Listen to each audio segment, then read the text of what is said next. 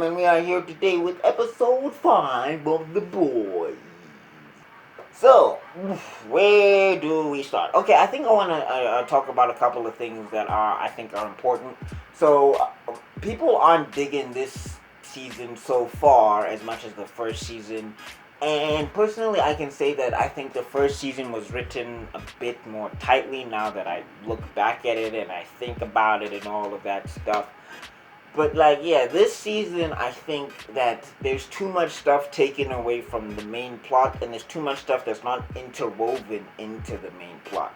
I think there's too many shunting of characters to the side, and I think that that needs to be addressed. So I think starting off with Frenchie and Kimiko, what they're doing with Frenchie and Kimiko, I would like for them to just commit it, get it out the way, and have them come back into the main plot. Because Kimiko and Frenchie are not even with the main crew no more, and I'm not liking that way too much. But then I'm also saying that, I think they need to wrap that up now. Like, one way or the other. Either they commit to that, or they commit to the other thing. Personally, be fine any other way. Preferably, would like them to commit this way, but they're lollygagging right now with those characters essentially, and I really don't like it. Don't like it. Don't like it. Don't like it. Don't like it. Another thing I guess is with Butcher, the character of Butcher. So if you watch the previous episode, you know kind of what happens to Butcher, and they kind of reset his or reset his motivation in this episode, which is cool.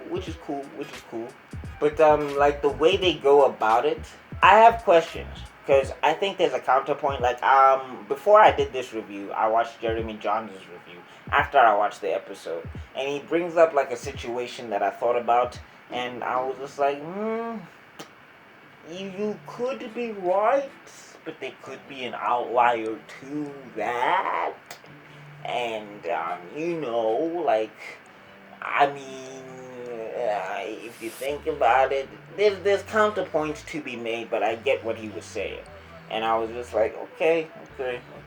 So general consensus from what I can tell is that this season is not being dug by as many, and personally, I feel like the writing was a lot more tighter. It was vacuum tight on season 1. Whereas here, there's just a little bit of holes in the bag, there's a little bit of holes, just little holes. But it doesn't take away from the great stuff that is in this episode. Let's get to the great stuff. So, I want to talk about Maeve. I have not talked about Maeve for the first 4 episodes. I have not talked about Maeve. And Maeve is actually becoming one of my favorite characters. She was one of my favorite characters from season 1 as well. Because basically, at least she feels something, She cries, and, she kind of lives outside of the tower, which is, she's normal. I mean, she's jaded, she's skeptical, she's given up, but she's normal. And basically, Homelander does something to her that makes her have a fire and ignite the fire in her to fight Homelander again.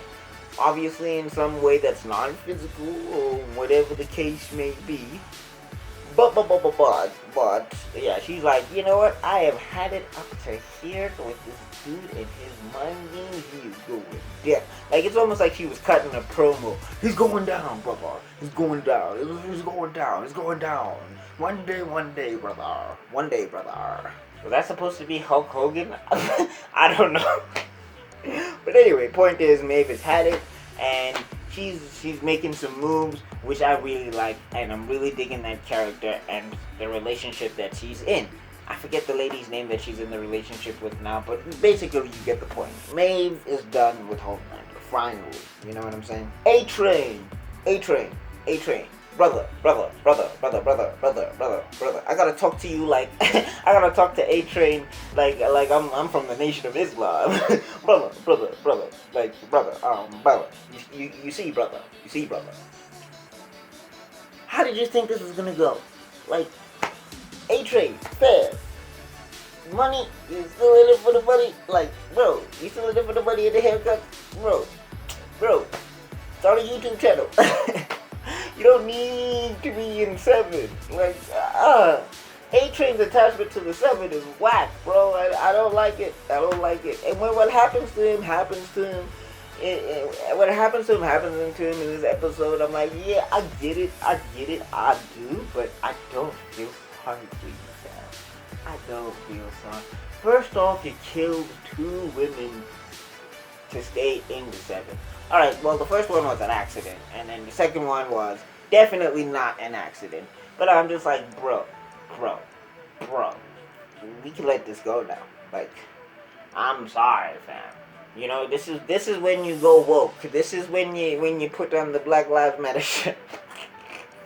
Because apparently Mort don't give a damn about those lives. Which is interesting as to how Stan is the head. It's very, very interesting. I'd like to see, like, you know, him and Stormfront's relationship. But anyway, getting back to what I was saying is that A-Train, let it go, bro. Just let it go. Let it go. It's done.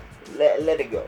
You know, stop treating Vought, stop treating the 7 like that ex-girlfriend that you thought was the one, and then she dumped you, and now you can't get over her. Bro, she's moved on. It's time you do the same. Brother.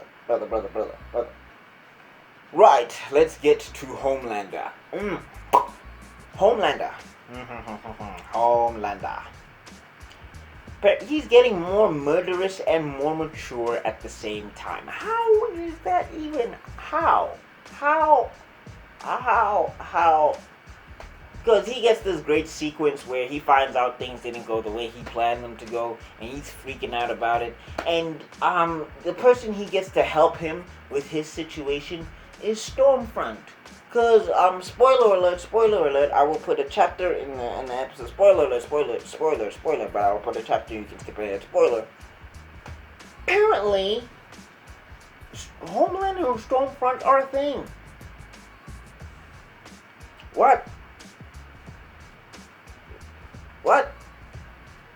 So, the buff superhero lasering Donald Trump is getting it on, is, you know, interlocking the locks with Stormfront. The perfect racist internet troll. That's scary. That is scary. That is scary because you can see Stormfront not the greatest influence. So yeah, that's happening, and that's terrifying. I don't want to know what that baby's gonna be like. But maybe Becca's off the hook now. maybe Homelander's got a, you know, not that Homelander's got a, you know, maybe they can just bounce. Maybe now you can take Butcher's advice, and depending on the situation, if you gotta leave Butcher, you can leave Butcher, you know what I'm saying? You can do something.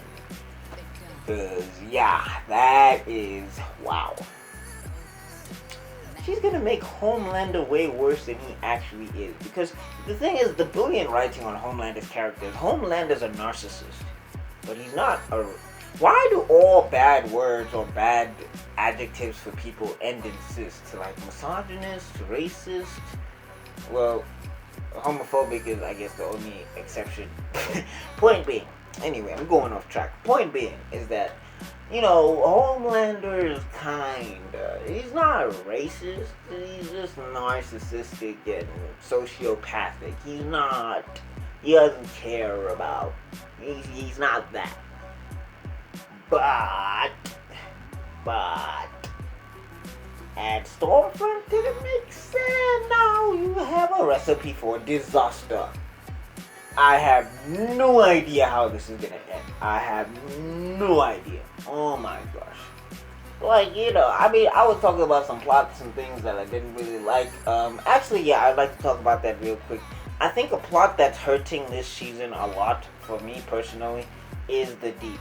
I think the Deep, they need to minimize his screen time and afford it to other characters, because his storyline doesn't have any bearing on the main story. It doesn't have any bearing whatsoever. It doesn't impact the story. It doesn't change if you take him out. It doesn't change like the points that they could have just brought him in, I think were like the whale sequence, because I think as much as I love Langston Kerman, that whole and even that whole scene, they could have still had it, but then they could have, just I think they could have killed that whole storyline of the deep. I don't think it's doing much at all, and they could have interweaved it while not focusing on it, because I think for me personally that's something that's hurting this season more than it was in the first one, because in the first one the deep kind of had a purpose and he set the bar for what the boys was going to be.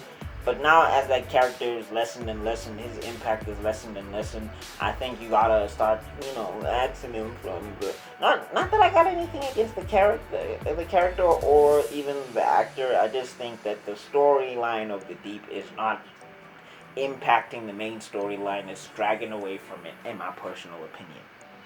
Oh yeah, I also wanted to cover Butcher quickly. I wanted to cover Butcher quickly because Butcher and Huey, though, like, for all of my talkings about the Butcher and Huey, I do like that their relationship kind of develops.